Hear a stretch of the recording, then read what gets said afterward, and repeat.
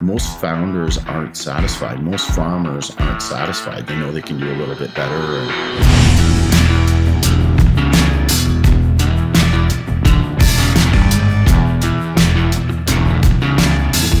Hey now, it's Dan Aberhart here from the Growing the Future podcast. Welcome to our YouTube channel where we showcase conversations with thought leaders and innovators in the agricultural space. And we want to motivate you and inspire you and inform you and help you be successful in your own endeavors. And in this brief highlight clip, I speak to Joe Dales, who's been a long-term mentor of ours. He's founded a lot of companies, so he's actually done it. And these days, he's helping founders increase their odds of success and survival with RH Accelerator. So we talked about that a little bit. Enjoy this highlight reel and make sure to subscribe and make sure to share it with like-minded folks who really appreciate it. So enjoy growing your future.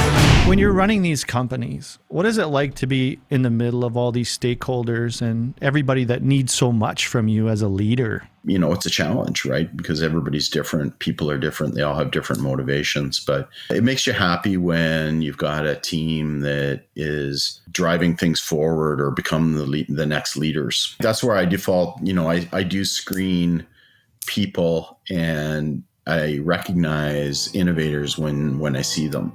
You know, if there's 100 farmers or 1,000 farmers, you know, there's a certain percentage that are curious and, you know, they're thinking about the next thing. You know, they're willing to invest time and money, even though the outcome isn't totally sure, to try stuff, you know, buy some new tech. You know, it didn't work, but it didn't kill me and I learned something from it and maybe it leads to the next. So I've always kind of defaulted to trying to meet those innovators. I still love other farmers. You know, I still like hanging around and hearing the story and meeting them and seeing how they overcame challenges too, because, you know, every farmer overcomes challenges, right? That's got to be the exhausting pain point I've been thinking about a lot for a lot of farmers is how much do you try? And then when you explode all your gunpowder on this exciting new development, then it doesn't pan out the way you want it. And I think it's an inherent issue for guys. And now there's so much choice. You know, you go to the store and there's like 20 jams on the rack. You just leave and you didn't pick a jam because it's like, I can't even decide today. If you got one big jam at Costco and it's like a great price, boom, Bob's your uncle. But how do farmers because this is literally the first thing in your LinkedIn bio. You're helping farmers by encouraging them with new technology. So how do you do that, Joe? If I'm a farmer, how do you get me excited about continuing to try out this shit? Yeah, I think, promoting folks that are trying these things and supporting those guys so that, you know, the neighbors see it and then it becomes, you know, kind of trickle down. They had the first DOT. Chuck at Haggerty Creek brought in the first farmer-owned DOT autonomous farming in Ontario this spring. So, you know, I went down and saw it and made sure I was tweeting the heck out of it. And, you know, there's lots of people, you know, giving him the gears too. But, you know, for me, it's like, is this going to work? And he goes, yeah, you know, this is where it's going. Not everything is going to work, but, you know, an innovation strategy is never a bad strategy. It's, you know, if you don't think about these things or pay attention, you end up being disrupted or your costs are out of whack or something doesn't work. And, you know, I prefer to be kind of ahead than, you know, letting the marketplace determine my outcomes. I'm surprised there hasn't been more uptake that, and I'm an iron guy, so I understand the psychology behind that nice shiny green paint. Trust me, I use it to my advantage in capitalism many a time.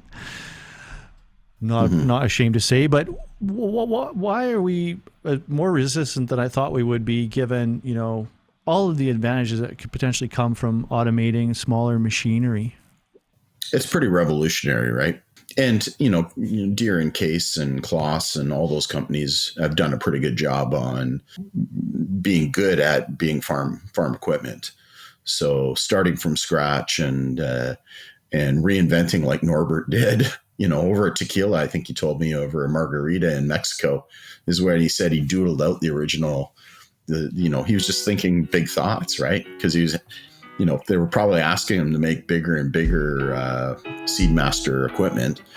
And he's going, there's got to be a limit to this. He just doodled out this concept, and then he had enough fortitude and resources to make it happen. And so sometimes innovation bubbles up from, Emerald Park, Saskatchewan, not Moline, Deer headquarters. But, Deer does a lot of other things well, and they're certainly one of the great companies in agriculture. But it shows there's room for, innovative people and innovative ideas, and you can't expect the big players to dream up and execute on all the ideas of the world. Right. There it is, my friend. What did you think? Leave your comments and suggestions and critiques in the comment section below, and I will personally respond to any and all comments. Help our channel grow by subscribing and liking and sharing, and let's keep growing our future together.